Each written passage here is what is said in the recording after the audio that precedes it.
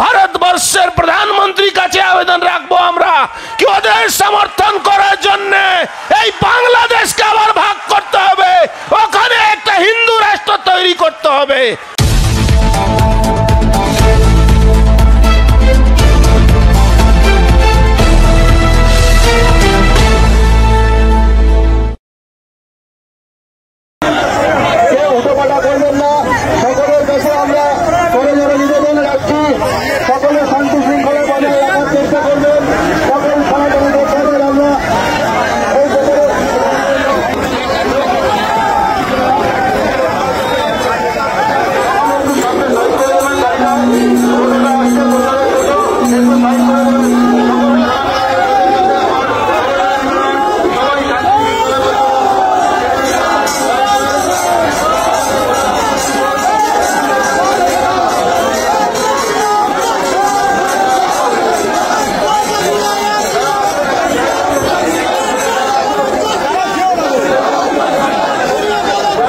ভারতবর্ষকে আমরা হিন্দু রাষ্ট্র বলতে পারছি না। আজকে ভারতবর্ষ হিন্দু রাষ্ট্র বলে কোনো শব্দ নেই। একজন নেতৃত্ব এসেছিলেন, তিনি ভারতবর্ষকে সেকুলার করে দিয়েছেন। এবার ভারতবর্ষ বাংলাদেশকে স্বাধীন করেছিল, সেই ভারতবর্ষকে আজকে যাকে স্বাধীন করেছিল সেই দেশের জিহাদিরা ভারতবর্ষে পতাকাকে পায়ে তোলা রাখছে। আজকে বাংলাদেশে সনাতনী মানুষের উপরে অত্যাচার হচ্ছে, এটা আমরা সবাই দেখছি শুনছি। আমরা কি করছি? ওই সনাতনী ভাইদের জন্য?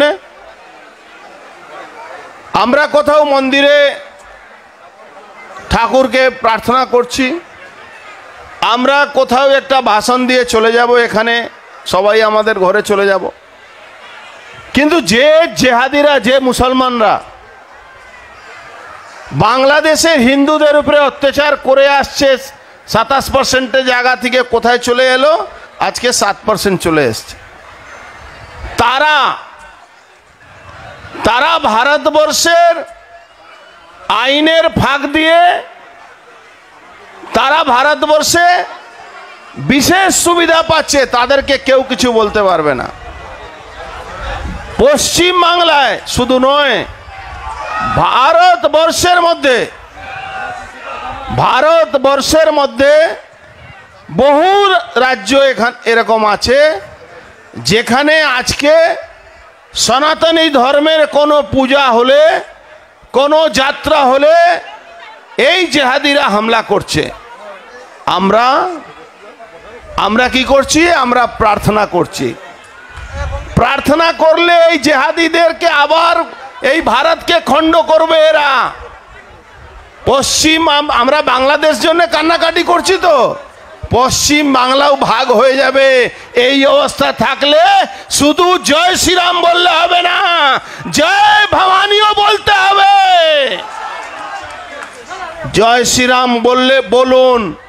আজকে আমার খুব ভালো লাগলো, আমার এক বক্তা বলছিলেন আমরা জাতির মধ্যে বিভক্ত আছি। শপথ নিন আজ থেকে নিজের ছেলে বা মেয়ের পাশে টাইটেল রাখবেন না, কোনো টাইটেল দেওয়া হবে না, শুধু নাম দিন, তাহলে কিন্তু এটা হিন্দু এক হবে।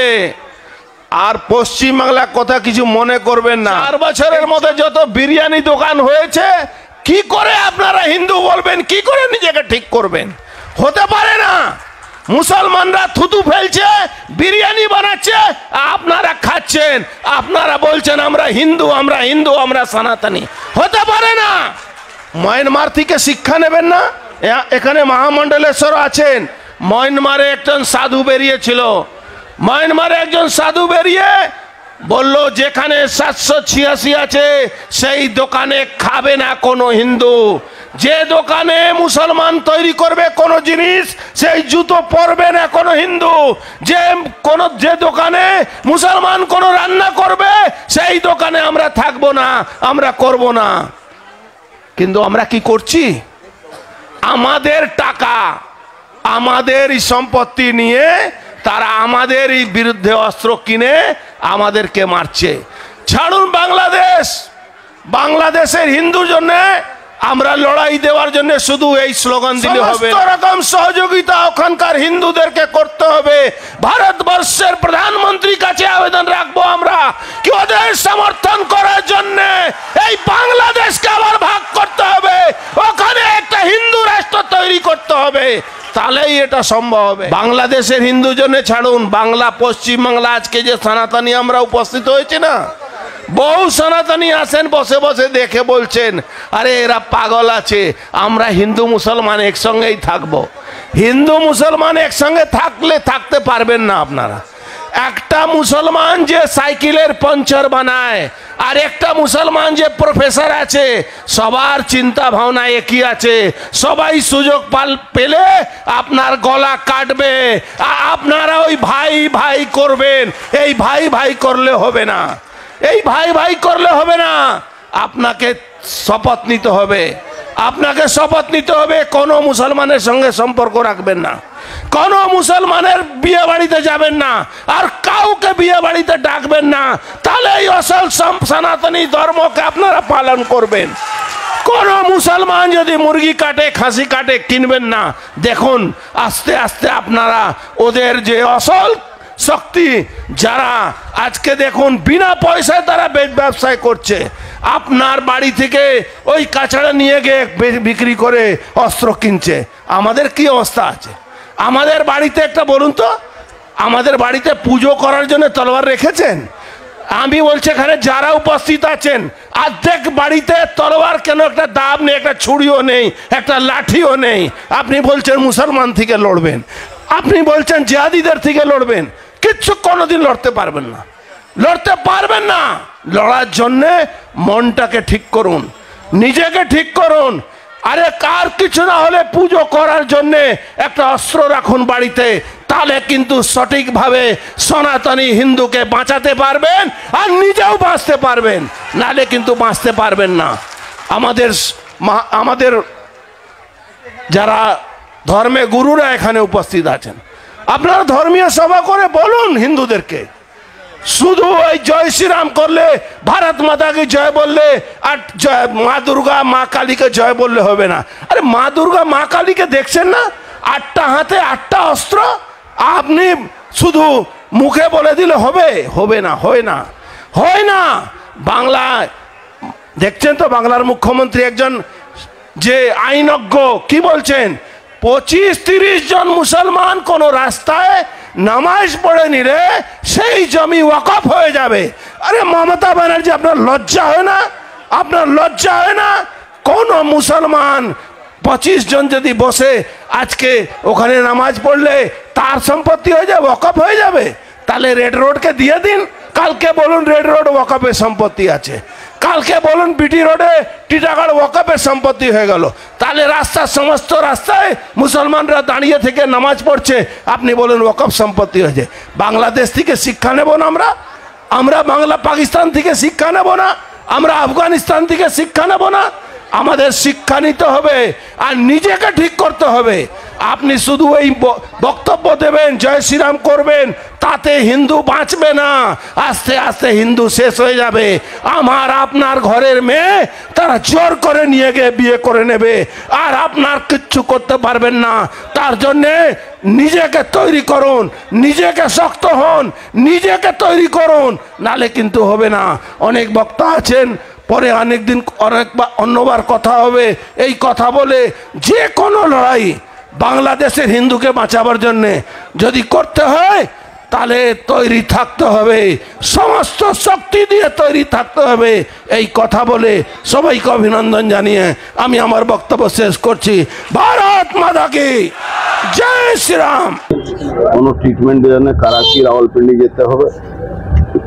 এখান থেকে যে জিনিসগুলো যায় বাংলাদেশে সেটা বন্ধ করতে হবে।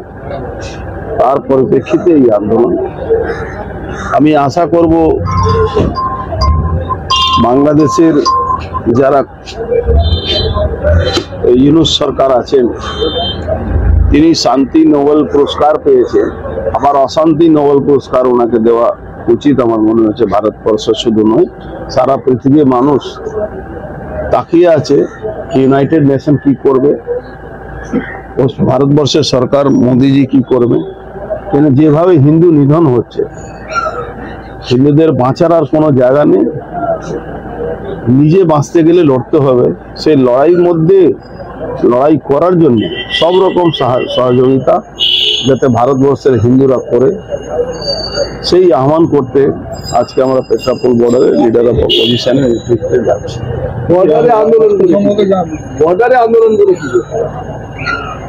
দেখুন, আন্দোলন তো একটা প্রতীকী আন্দোলন হয়। আন্দোলন মানে যুদ্ধ হয় না। যদি যুদ্ধেরও ডাক হয় তাহলে আমার মনে হয় যে ভারতবর্ষের হিন্দু সমাজকে, ভারতবর্ষের সনাতনী সমাজকে, বাংলাদেশের সনাতনী সমাজের পাশে থেকে যেরকম মুক্তি বাহিনী যুদ্ধ করেছিল, সেরকম একটা যুদ্ধ জন্য তৈরি হতে হবে বাংলাদেশকে, নালে কিন্তু বাংলাদেশে হিন্দুকে বাঁচানো যাবে। আগামীকাল চট্টগ্রামের আদালতে আমার কোনো আশা নেই কি উনাকে ছাড়বে, কেন ওরা একটা মেসেজ দিতে চাইছে সনাতনী হিন্দুদের কাছে কি কোন রকম কোনো প্রতিবাদ জামাতদের বিরুদ্ধে যদি করতে হয়, করলে তাহলে কিন্তু তাদেরকে মৃত্যুবরণ করতে হবে। সেই মেসেজ দেওয়ার চেষ্টা করবে ইউনূস সরকার। ইউনূস সরকার এখন গভর্নমেন্ট নেই, জামাতে ইসলামী যারা আছে, যারা ওই ছেলে পাজামার বাবার জামা পরে, তো এই স্লোগান নিয়ে ওরা পৃথিবীতে কট্টরপন্থী যে জামাতে ইসলামী যারা আছেন, তারা পৃথিবীতে অন্য ধর্ম যাতে শেষ হয়ে যায় তার জন্য সব রকম পরিকল্পনা। রাজ্যে শাসক দলের তো ঘৃণা হয় এখনো। বাংলার সনাতন হিন্দুরা কি করে রাজ্য সরকারের সঙ্গে আছে, যার একজন দায়িত্বপূর্ণ এমপি কল্যাণ ব্যানার্জি, তিনি সব রকম কোর্টে মামলাও করে, তিনি কালকে দুদিন আগে বলেছেন যে 25 জন নামাজ পড়লে সেই রাস্তা নাকি মুসলমানদের ওয়াকফ বোর্ডে হয়ে যাবে। একটা মূর্খ, লেখাপড়া মূর্খ যদি আগে বলা যায়, একজন যারা ইসলাম ধর্মকে জানে না, ইসলাম ধর্মে স্পষ্ট বলা আছে যে যদি সম্পত্তি না কেনা হয়, সেটাও সম্পত্তি, কোনো মন্দির, কোনো মসজিদ, কোনো কিছু নির্মাণ হবে না। সেখানে উনি 25 জন রাস্তায় নামাজ পড়লে উনি মুসলমানদেরকে দিয়ে দেবেন, ওয়াকফ বোর্ডকে দিয়ে দেবেন। তাহলে প্রথমে মমতা ব্যানার্জিকে ঘোষণা করতে হবে কি রেড রোডকে মমতা ব্যানার্জি মুসলমানদের ওয়াকফ করলেন। রেড রোড, যেখানে উনি নিজেও নামাজ পড়তে যান, ঈদ বকরিদে উনিও নামাজ পড়তে যান। আমাদের এলাকায় টিটাগড়ে মমতা ব্যানার্জি নিজেও নামাজ পড়তে যান, তাহলে ওটা ওয়াকফ বোর্ডকে দিয়ে দিলেই হলো। আমাদের টিটাগড়ে ভিটি রোডকে রাস্তার উপরে বসে ঈদ বকরিদের নামাজ পড়া হয়, সেখানে ওয়াকফ বোর্ডকে দিয়ে দিলেই হবে। মমতা ব্যানার্জি তো নিজেও নামাজ পড়ছেন আর সমস্ত সনাতনী ধর্মের মানুষকে চাইছেন কি ওরাও নামাজ পড়ুক। গতকাল আরো